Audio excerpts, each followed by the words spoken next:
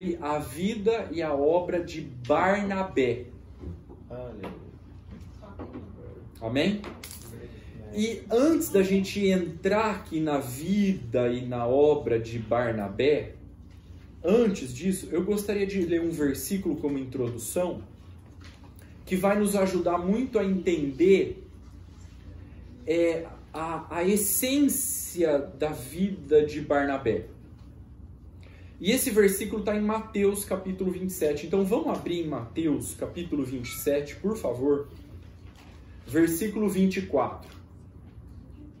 Quem pode ler em voz alta esse texto para nós, por favor? Mateus capítulo 27, versículo 24.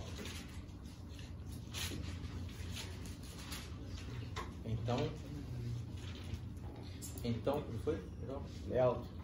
Então Pilatos, vendo que nada aproveitava, antes o tumulto crescia, tomando água, lavou as mãos diante da multidão, dizendo: estou inocente do sangue deste justo, considera isso. Amém. Gente, o que está acontecendo aqui? Pôncio Pilatos tinha nas suas mãos o poder de condenar ou absolver o nosso mestre, Jesus Cristo. Estava nas mãos dele isso. E o que ele fez?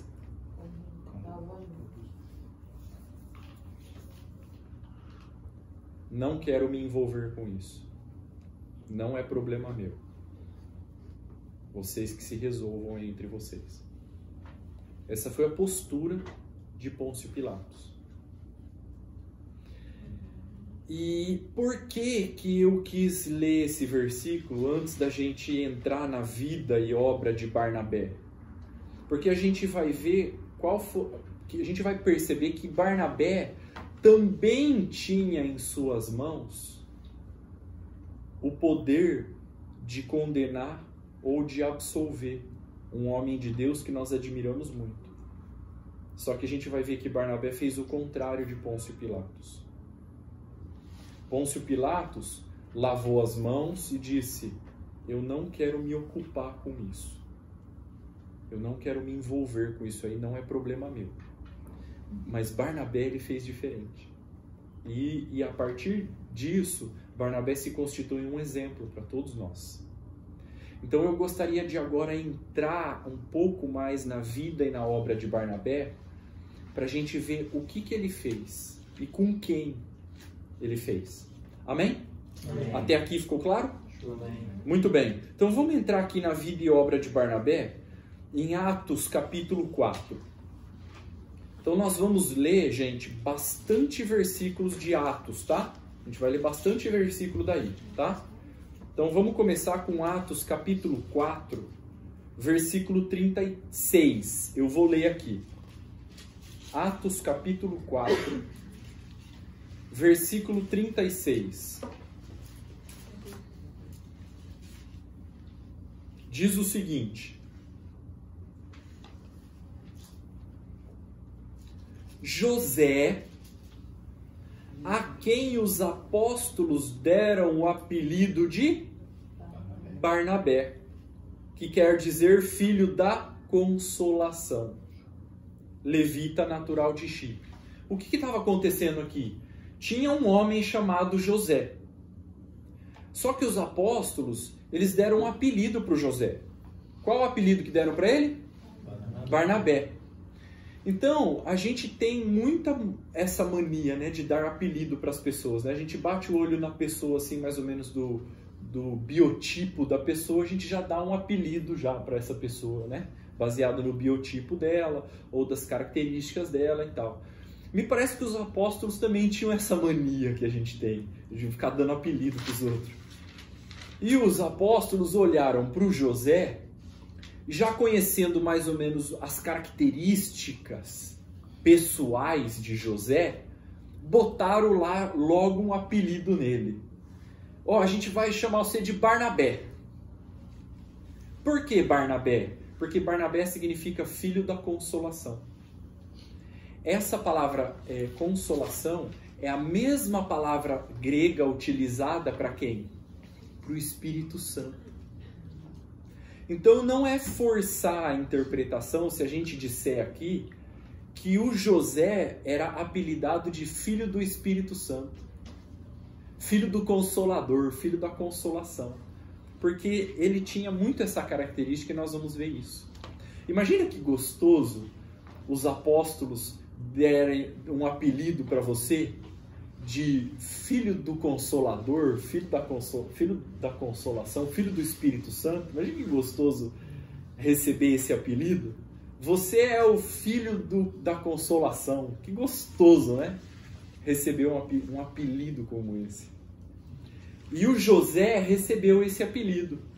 Filho da consolação, ou filho do Consolador, filho do Espírito Santo. O apelido que esse homem chamado José recebeu. Amém? Guarda essa informação aqui, ó, do José apelidado de Barnabé. Guarda essa informação aqui, guardou? Tá. Agora, vamos dar uma olhadinha para a vida de outro homem chamado Saulo.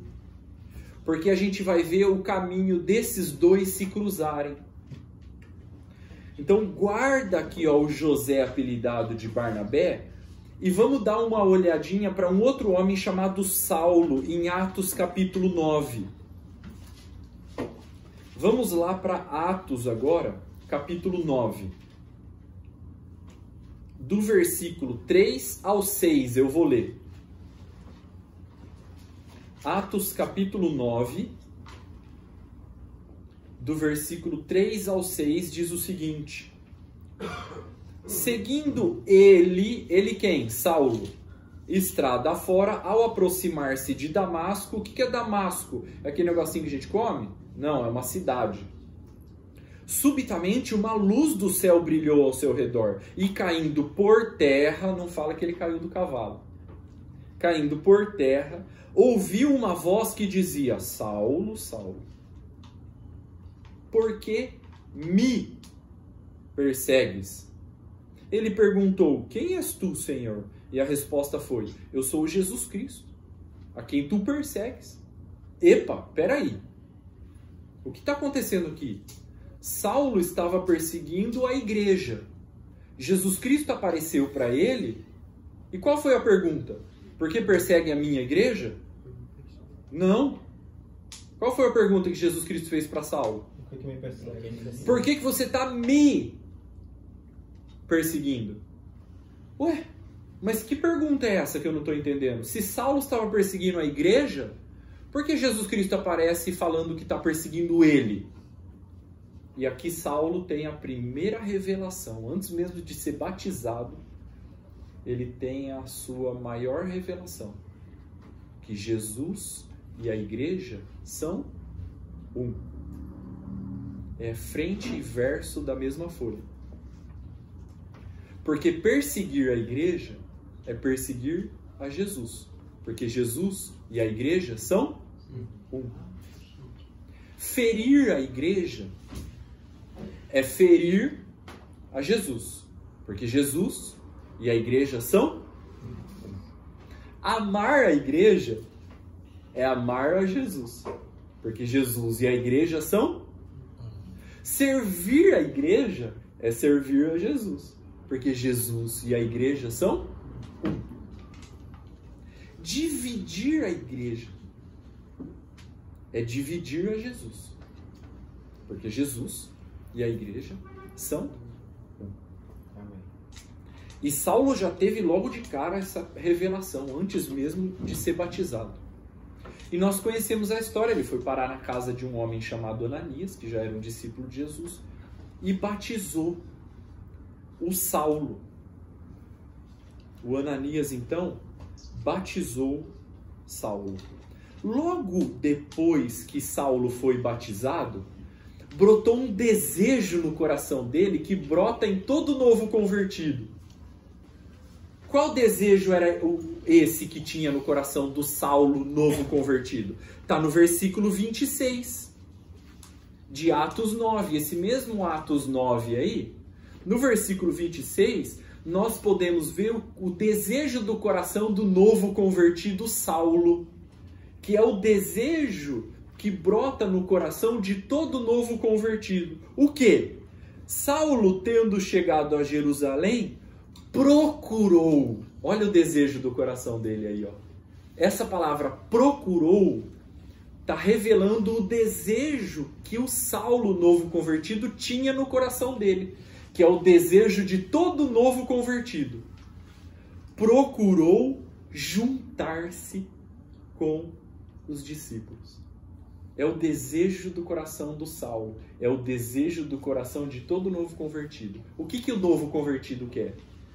Ele quer se juntar com os discípulos, ele quer comunhão com os irmãos. Ele quer agora ser integrado na vida da igreja, é isso que ele quer. Por quê? Porque agora o mundão já não é mais o meu povo. O meu povo é esse povo aqui, ó. Eles são os meus irmãos, eles são a minha família. E eu quero estar junto com eles. Esse é o desejo do meu coração. Eu quero procurar ficar junto com eles. Onde eles estão? Eu quero ir lá. O que eles estão fazendo? Eu quero fazer o que eles estão fazendo. O que eles gostam? Eu quero gostar disso também. O que eles cantam? Eu quero cantar o que eles cantam. O que eles ouvem? Eu quero ouvir o que eles escutam também. O Saulo, ele tinha um desejo. Ele queria se integrar na vida da igreja. Ele queria comunhão, ele queria se misturar, ele queria se sentir um peixe dentro d'água no meio do seu povo, que agora era o seu povo. Porque o seu povo agora não era mais o mundão. Agora a tribo dele é os irmãos da fé, a família de Deus. E é isso que ele queria, ele tinha esse desejo no coração dele. Por isso que ele procurou juntar-se com os discípulos. Esse é o desejo que brota no coração de todo novo convertido. Eu quero me juntar com o meu povo agora, que é a minha tribo, os meus novos amigos, que é o povo de Deus, os meus irmãos na fé. Então Saulo acabou de ser batizado e ele chegou em Jerusalém e procurou juntar-se com os discípulos. Ponto e vírgula. Todos, porém, o temiam, não acreditando que ele fosse discípulo. Não, irmãos, o que vocês estão fazendo?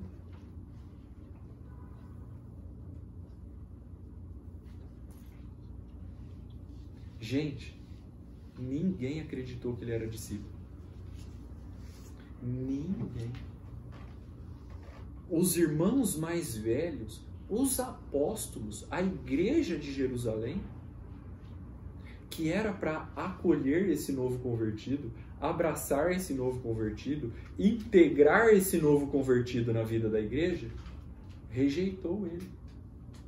Não acreditou nem que ele era discípulo. Esse aí é discípulo nada. Agora era matador, mano. É matador, não é discípulo. Você acha? Esse aí não é discípulo, não. Eu tenho o dom de discernimento. Eu bato o olho e eu sei que não é discípulo. É intruso, se intrometeu aí, ó, no meio, não é discípulo nada. Eu tenho o dom de discernimento. Isso não é dom de discernimento, é demônio da desconfiança.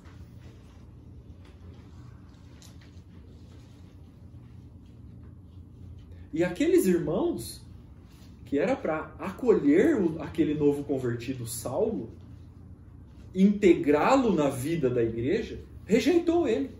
E agora Saulo era mais um candidato a se desviar. Porque não foi acolhido pelos seus irmãos mais velhos, mais antigos, que estavam antes dele na fé. Foi rejeitado.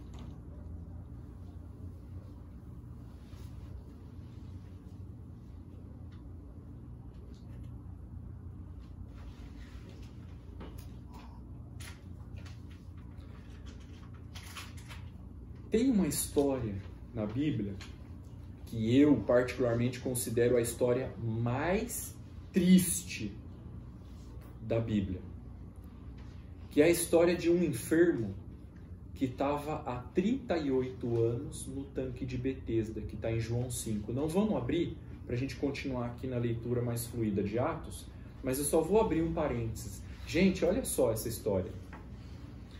Tinha um tanque chamado Betesda.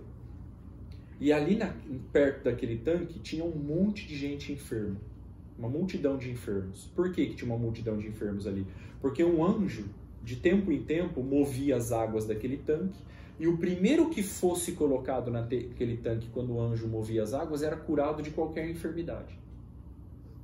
E tinha um homem ali, fazia 38 anos enfermo, ali no tanque de Betesda, esperando alguém colocar ele ali no tanque. E Jesus Cristo chegou naquele lugar, olhou para aquele enfermo e perguntou: você quer ser curado? Que pergunta, né? Meio óbvio, né? E aquele homem dá a resposta, aquela frase que sai da boca dele, eu considero a frase mais triste da Bíblia. Ele disse assim, ó: eu não tenho ninguém. Gente, já pensou alguém, um ser humano, falar uma coisa dessa? Eu não tenho ninguém? Agora, sabe o que é mais impactante? Você sabe o que significa Betesda? Betesda significa casa de misericórdia. Gente, o que é a casa de misericórdia hoje? A igreja. A igreja é a casa de misericórdia, não é o hospital. É a igreja. Então, peraí, para tudo. Significa que esse homem estava na casa de misericórdia há 38 anos e não tinha nenhum amigo? Isso não pode acontecer no nosso meio. Não pode. De jeito nenhum. De jeito nenhum. Por que tem muita gente que é batizada, entra aqui nas reuniões e vai embora? Porque eles não fazem amigos. Esse é o motivo de muita gente sair. Porque não conseguiu fazer nenhum amigo. Não se sente família. Não se sente um peixe dentro d'água. E nós somos os responsáveis por fazer com que todos os irmãos se sintam um peixe dentro d'água. Se sinta acolhido. Se sinta participante disso que está acontecendo. O que nós não podemos fazer? Não é problema meu, é problema do presbitério aí. Eu não quero me envolver com isso, eu não quero me ocupar com isso. Não.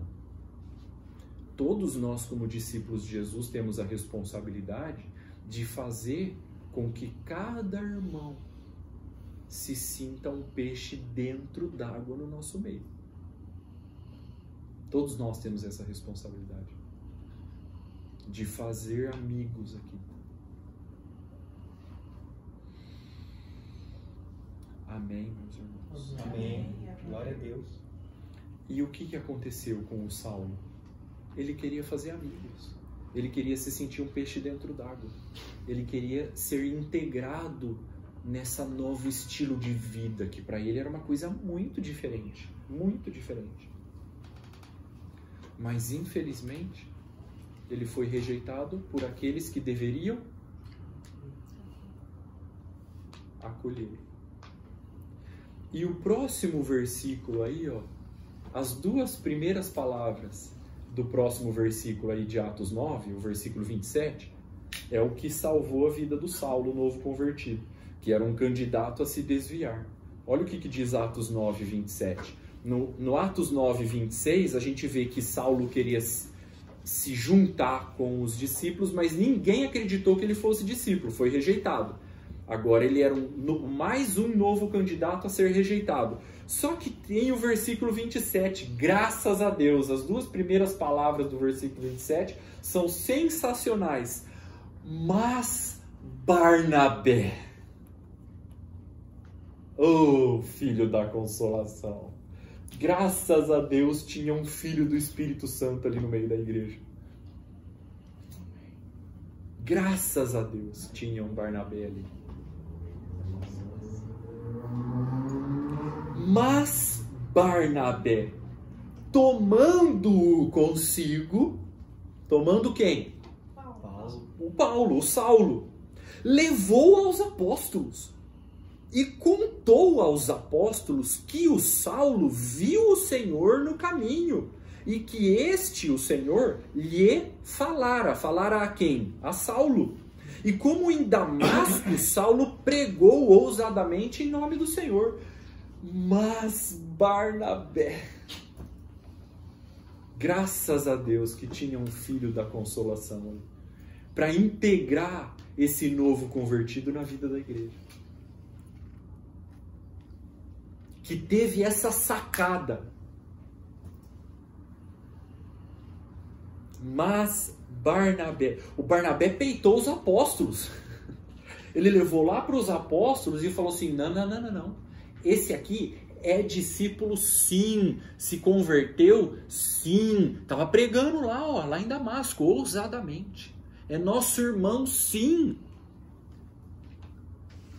É da nossa família sim. O Barnabé peitou os apóstolos. O Barnabé acreditava no chamado de Saulo. Saulo, eu acredito no teu chamado. Eu acredito no que Deus tem para fazer na sua vida. Eu acredito nos teus dons. Você vai vingar sim. Eu acredito na obra que Deus tem para fazer na sua vida. E Filho do Espírito Santo. E bendito Filho do Consolador. Gente, como nós precisamos que se levantem no nosso meio Barnabés e Barnabelas,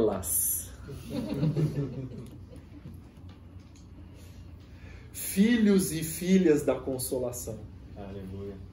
Que acredita no chamado dos irmãos, que acredita na obra que Deus tem para fazer na vida dos irmãos. Aleluia. Por mais impossível que possa parecer. Por mais impossível que possa parecer. Nós precisamos de Barnabés e Barnabelas no nosso meio. E eu, irmãos, acredito que os Barnabés e as Barnabelas é a vacina contra um vírus pior do que o coronavírus, que eu chamo de vírus de Caim. Qual é o vírus de Caim? Lembra de Caim? Ele tinha um irmão. Quem era o irmão do Caim? Abel. E o que aconteceu? Caim fez o que com Abel?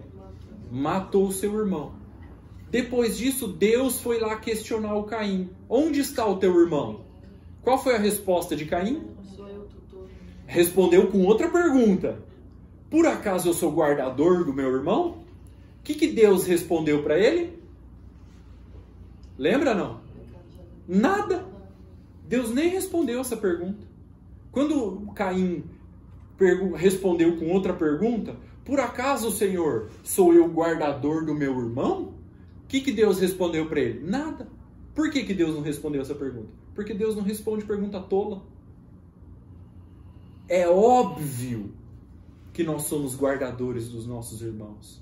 É óbvio que Caim era guardador da vida do seu irmão. Gente, esse é o nosso principal ministério, guardar a vida dos nossos irmãos.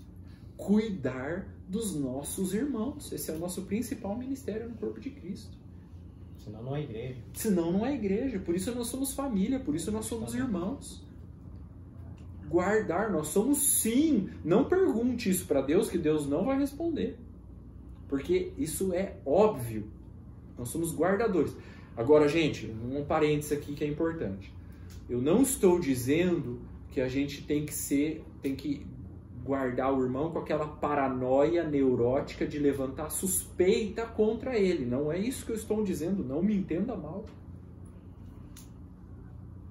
Guardar é no sentido de acolher, de ter uma preocupação equilibrada e saudável, sem sufocar, sem tirar o ar, respeitando a liberdade do irmão e, apesar disso, estendendo a mão, acolhendo, servindo, cooperando, buscando, abençoando. amando, tendo longanimidade, dando suporte, tendo paciência. É assim que nós guardamos a vida uns dos outros. Não é com paranoia neurótica. Então, sim, nós somos guardadores. E esse vírus, que é pior do que o coronavírus, que é o vírus do Caim, não pode entrar no nosso meio. Porque se entrar no nosso meio, o que nós vamos fazer? Igual Pôncio Pilatos. Ah, o Romarinho não veio na reunião. Faz 3 semanas já. Pecador. Eu lavo as minhas mãos, não é problema meu. Eu não quero me ocupar com isso, isso é problema do André. Não é problema meu, não quero me ocupar com isso. Ó o vírus, pior que o coronavírus entrando aí, ó. É o vírus do Caim. Eu lavo as minhas mãos. Não quero me ocupar, não é problema meu, não quero me envolver com isso aí, não. Lavo as minhas mãos. Não tenho responsabilidade sobre isso. Não quero responsabilidade sobre isso, não. Nós somos guardadores da vida uns dos outros. Nós somos família. Nós somos família. Amém. Amém. Glória a Deus. Muito bem. Próximo versículo, versículo 28. Então, depois que o Barnabé integrou o Saulo na vida da igreja, olha só no versículo 28 como o Saulo já estava integrado na vida da igreja. Ó. Estava Saulo com eles em Jerusalém, olha aí, ó. Ele já estava integrado, ele já estava envolvido. E ainda fala assim, ó, entrando e saindo. Você percebe que Saulo já estava integrado com os irmãos na vida da igreja? Estava com eles entrando e saindo. Então você percebe que agora Saulo havia sido integrado por Barnabé na vida da igreja. Estava com eles em Jerusalém, entrando e saindo. Oh Jesus, graças a Deus pela vida de Barnabé, integrou o Saulo na vida da igreja. Agora aí, ó, o Saulo estava junto com eles, entrando e saindo, pregando ousadamente em nome do Senhor. Falava e discutia com os helenistas. E eles procuravam tirar-lhe a vida. Saulo começou a arrumar problema. Saulo, naquele fogo evangelístico de novo convertido, queria enfiar Jesus goela abaixo dos caras. Sabe quando a gente tem aquele fogo evangelístico de novo convertido, que quer abrir a cabeça e enfiar a Bíblia dentro do sujeito? Era o que o Saulo estava tentando fazer aqui. Começou a discutir, começou a bater boca, começou a arrumar confusão, a ponto dos caras quererem matar o Saulo. Arrependam-se, a raça de víbora. Raça de víbora! E aí, agora o Saulo se tornou um problema para a igreja de Jerusalém. Porque os caras queriam matar o Saulo. E ele se tornou, por causa disso, um problema para a igreja de Jerusalém. O que a igreja de Jerusalém fez? Está aí no versículo 30, no próximo versículo. Olha aí, ó. Tendo, porém, isto chegado ao conhecimento dos irmãos, isto o quê? Que Saulo estava arrumando confusão. E que os caras queriam matar o Saulo. Então isso chegou ao conhecimento dos irmãos. Que irmãos? Os irmãos de Jerusalém. O que eles fizeram? Levaram ele até Cesareia e dali enviaram ele para Tarso. Compraram uma passagem só de ida para ele lá para Tarso, bem longe de Jerusalém. Vamos despachar o problema. Ai Deus, tô muito tempo pra mim. Ó, lavo as minhas mãos. Esse aí, ó, novo convertido, tá arrumando problema. Aí, ó, tá discutindo, brigando com os outros. Aí, ó, as pessoas vêm contar mau testemunho dele aqui, ó, que ele fica brigando, que ele fica arrumando confusão. E agora tem gente querendo matar ele. E olha lá, o que a gente vai fazer com ele? Tá arrumando problema, olha, ele se tornou um problema para nós. Ah, não, aqui, ó. Vamos lavar as mãos, não é problema nosso, a gente não quer se envolver com isso, não quer se ocupar com isso, a gente já tem problema demais para resolver. O que a gente vai fazer? Ah, vamos nos livrar do problema. Ô Saulo, vem cá, Saulo, a gente comprou uma passagem só de ida. Lá pra Agudos. Lá pra Agudos. Manda lá pro Márcio resolver. vai lá para Tarso. Tarso era uma cidade muito longe de Jerusalém, irmão. Você pegar no mapa lá, você vai ver. É antigo, lá de Israel, do Oriente Médio, era uma cidade muito longe de Jerusalém. Despacharam o Saulo, porque ele se tornou um problema. Ao invés da igreja de Jerusalém integrá-lo, não, Saulo, vem aqui. Nós vamos discipular você, nós acreditamos no teu chamado, nós acreditamos no teu ministério, nós vamos te ensinar, nós vamos te treinar, você vai ficar bom. Ó, não é assim, né? Na próxima, de repente, você tem um pouco mais de paciência, não precisa ser tão incisivo, tão briguento, tão violento, tal. Vai com calma, né? Você vai evangelizando aos poucos, não é por força e nem por violência, mas é pelo meu espírito, diz o Senhor. Mas ninguém fez isso. Ao invés de fazer isso, é mais fácil se livrar do problema, é mais fácil lavar as mãos, é mais fácil despachar ele. Vamos nos livrar do problema, ao invés de resolver o problema. Mandaram ele para a cidade dele. Mandaram ele para a cidade dele, a cidade de origem dele. Volta para sua casa lá. Você é um problema para nós. E aí, novamente, esse Saulo, novo convertido, foi despachado e rejeitado pela segunda vez por aquele povo que deveria acolhê-lo. Mais uma vez, o Saulo se tornou mais um candidato a se desviar, a se perder no meio do caminho. E agora estava o Saulo lá em Tarso, sozinho, rejeitado de novo. Agora vamos ver o que aconteceu na cidade de Antioquia e ver como que vai acontecer o cruzamento do caminho de Saulo com a cidade de Antioquia. Vamos abrir agora em Atos capítulo 11.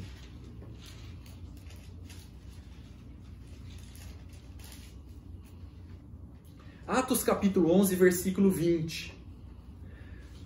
Aconteceu uma perseguição contra a igreja da cidade de Jerusalém e alguns irmãos foram dispersos. E agora nós estamos no versículo 20 de Atos 11, que diz o seguinte: alguns deles, porém, eram de Chipre e de Cirene, que foram até Antioquia. Então eles chegaram na cidade de... Gente, vocês estão aí? Chegaram na cidade de... Antioquia. Falavam também aos gregos, anunciando-lhes o evangelho do Senhor Jesus. Verso 21. Amando o Senhor estava com eles. E muitos, crendo, se converteram ao Senhor. Versículo 22. A notícia a respeito deles, deles quem? Desses novos convertidos da cidade de Antioquia. Chegou aos ouvidos da igreja que estava em Jerusalém. O que eles fizeram? Enviar o filho da consolação. Ô Barnabé, você é o único que tem paciência com os novos convertidos. Vai lá discipular eles lá.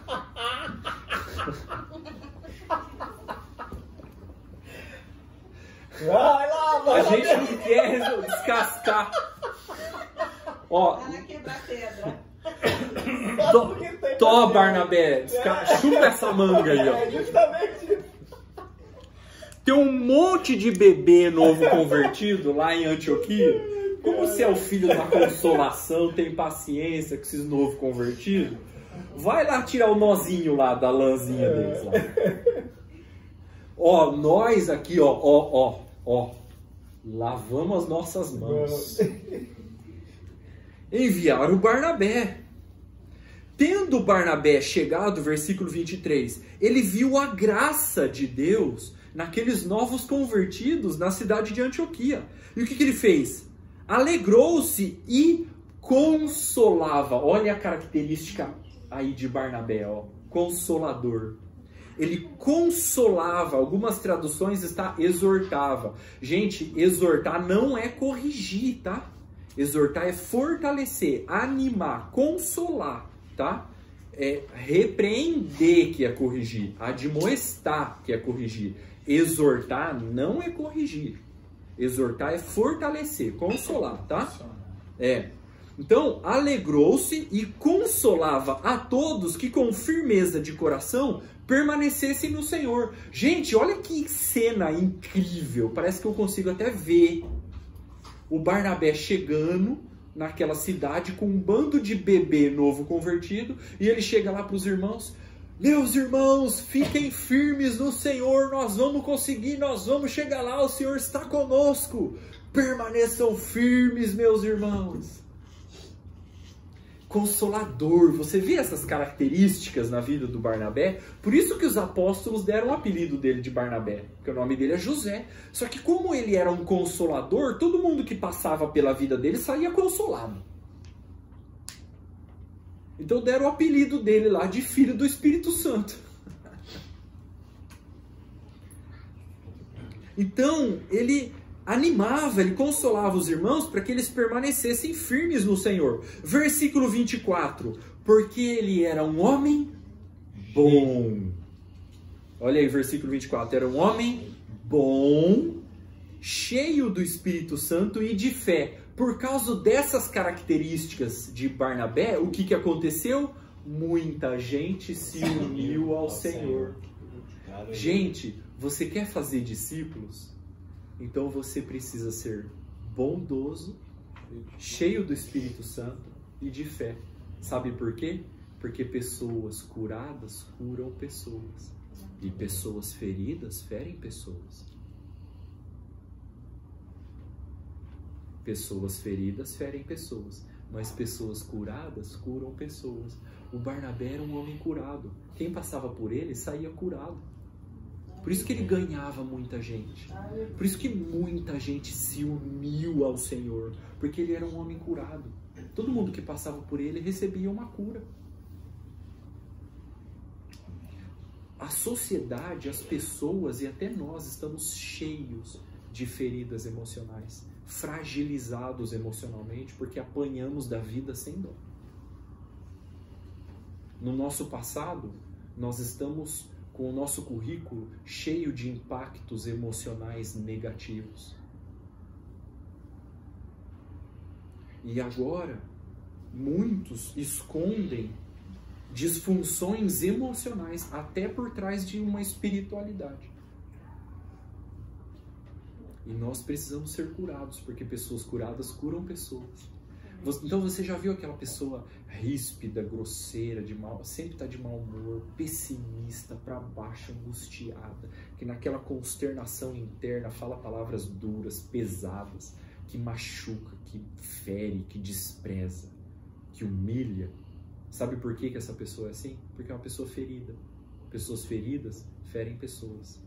E pessoas curadas curam pessoas. O Barnabé era um homem curado. Todo mundo que passava por ele recebia uma cura. E por isso que muita gente se uniu ao Senhor. Então, se nós formos ovelhas sadia, nós vamos dar cria. Porque ovelha sadia dá cria. Inevitavelmente. Ovelha sadia dá cria. Então nós precisamos ser essas pessoas curadas, para curar as pessoas. Quem passar por nós tem que sair curado, tem que sair abençoado, tem que sair consolado, tem que sair fortalecido.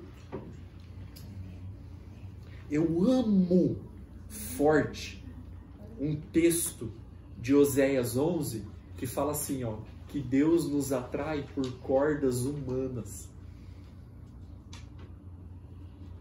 Todos nós que estamos aqui fomos atraídos por uma corda humana.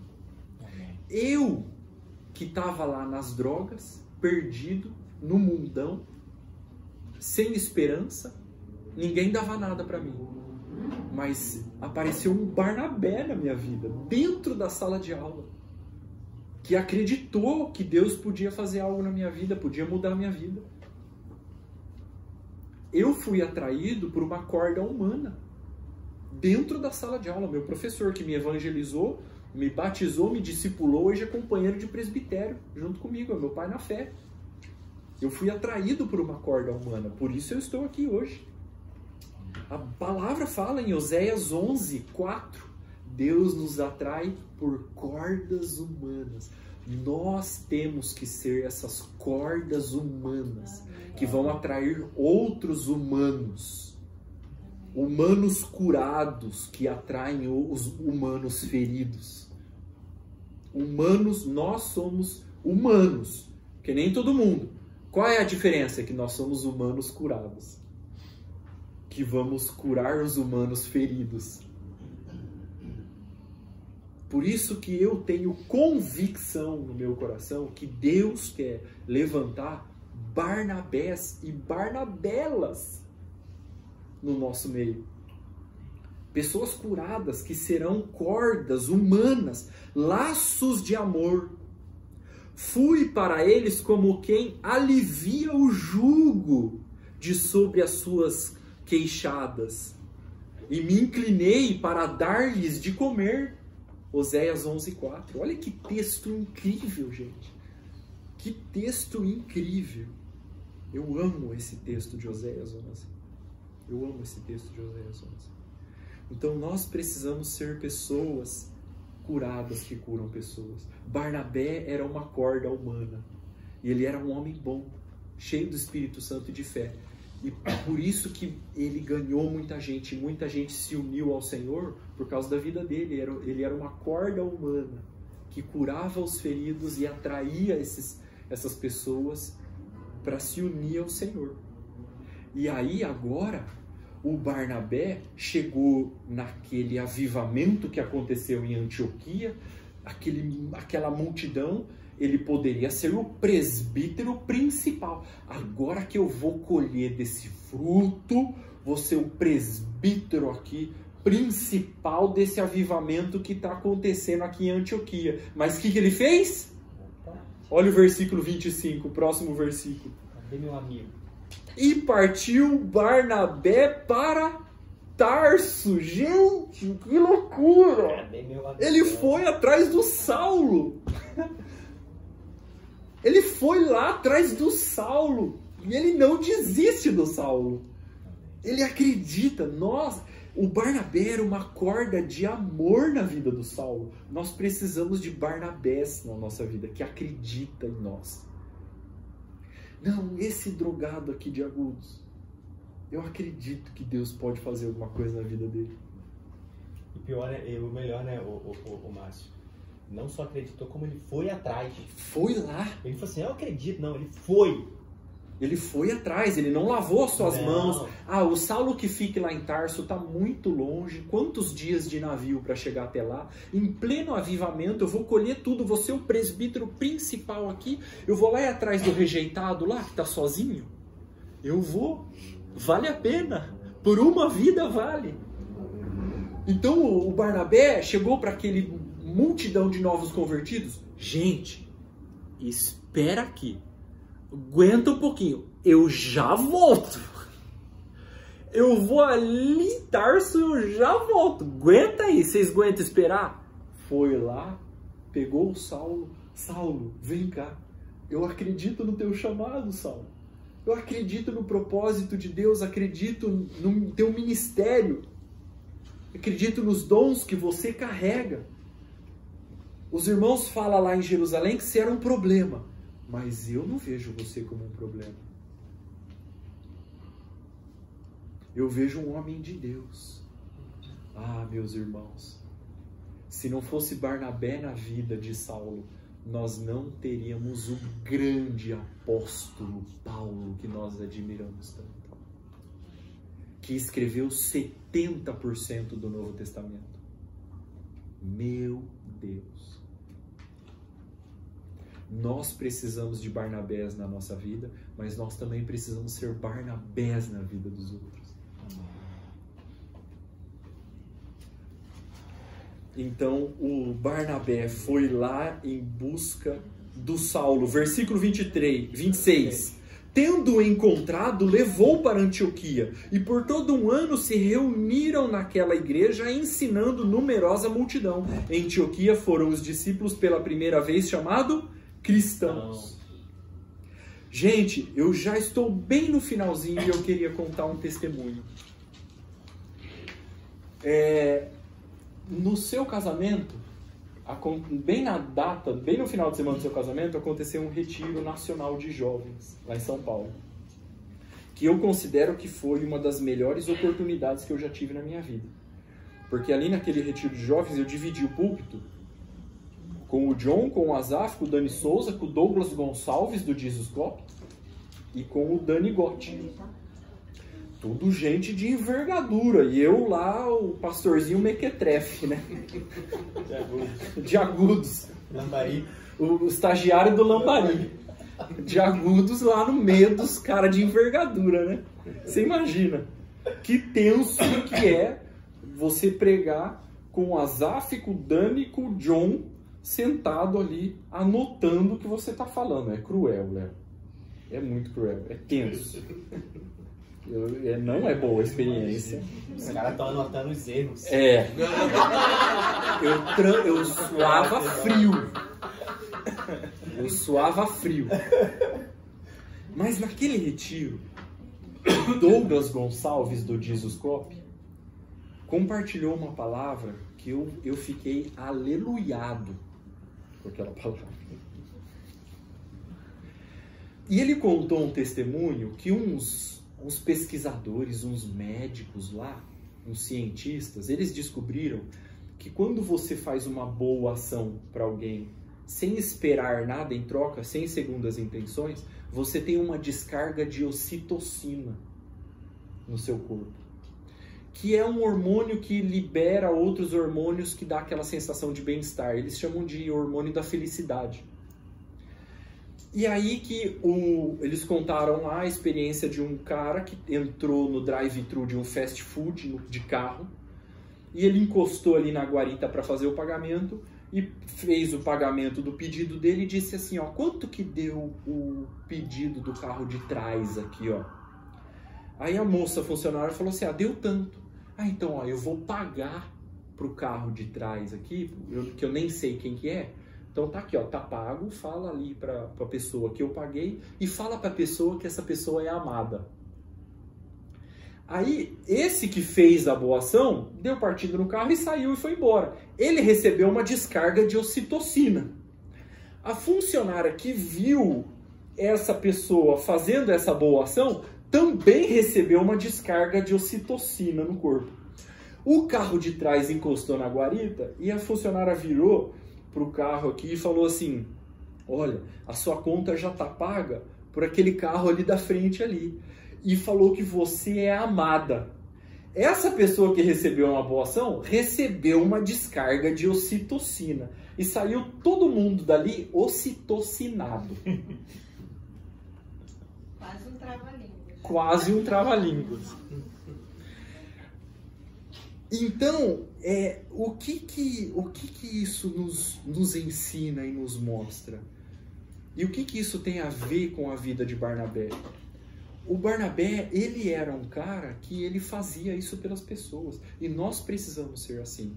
E qual é o problema da nossa geração? Por que a nossa geração está adoecida? Porque vive perdida no labirinto do seu egoísmo, do seu egocentrismo. Não quer ajudar ninguém, não quer estender a mão para ninguém. Gente é só problema, ser humano só dá trabalho. Eu não quero investir em ser humano, não quero saber de gente, não. Eu quero cuidar de mim. E no seu egoísmo e no seu egocentrismo, está adoecendo emocionalmente. Não estende a mão para ninguém. Fulano ali tem uma necessidade. Eu vi. Está nas minhas mãos eu poder ajudar e fazer alguma coisa. Mas, eu lavo as minhas mãos. Não quero me ocupar com isso. Não quero me envolver com isso. Não é problema meu. O que eu quero saber é o meu bem-estar. As minhas sensações agradáveis. Eu vivo para me promover sensações agradáveis. Para ter comida boa. Eu vivo para comer comida boa. É esse que é o problema da nossa geração. E por isso que a nossa geração está adoecida. E é por isso que eu tenho convicção, André, que Deus quer levantar no nosso meio Barnabés e Barnabelas. Amém. Que vão estender as mãos, que vai abençoar, que vai se ocupar, que vai acreditar no ser humano de novo. Que não entra nessa ideia aí, o mundo está perdido, o ser humano não tem jeito. Não, tem sim. Eu não tinha jeito, eu tô aqui, ó. O interessante que eu vejo disso, Márcio, é que Barnabé, ele não mediu esforços para ir. Não mediu. Tu vê que as duas coisas que você leu aí foi que ele pegou ele e levou aos apóstolos. A outra, segura aí que eu vou em Tarso. Foi rejeitado, aí foi lá em Foi Tarso lá de novo. E trouxe ele para Antioquia. As duas vezes ele foi. E graças a isso, nós temos o grande apóstolo Paulo, que escreveu 70% do Novo Testamento. Se não fosse Barnabé, meus irmãos. Se eu fosse dar um apelido para o José, eu não daria de Barnabé, eu daria José Ocitocina.